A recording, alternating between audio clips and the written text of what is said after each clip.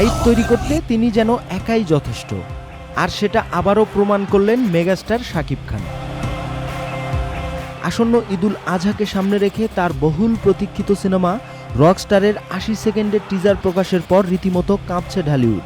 টিজারের শুরুতেই একটি সংলাপ দর্শকদের কৌতূহলী করে তোলে। মিউজিক মানে শুধু অ্যাকোস্টিক না, ইটস মোর দ্যান লাইফ। এই একটি সংলাপের মাধ্যমে নির্মাতা সিনেমাটির মুড এবং দর্শনের ইঙ্গিত দিয়েছেন। এরপর পুরো টিজারে বলা হয় global superstar, the future of a Rockstar. Future of a Rockstar.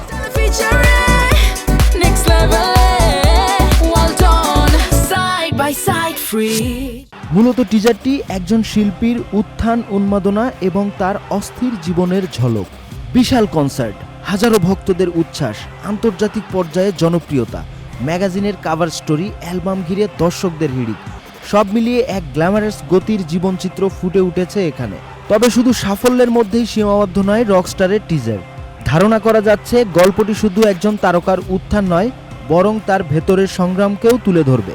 বিশেষ করে টিজারের শেষ দৃশ্যটি আলাদাভাবে নজর কেড়েছে, যা পুরো টিজারে এক রহস্যময় আবহ তৈরি করেছে।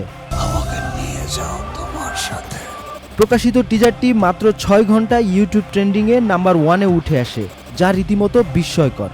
সোশ্যাল মিডিয়াতেও সমালোচকরা করছেন শাকিবের ভূয়সী প্রশংসা। তারা বলছেন এই সিনেমা অতীতের সব রেকর্ড ভেঙে বাংলা চলচ্চিত্রে ব্যবসায়িক ক্ষেত্রে নতুন ইতিহাস গড়তে পারে।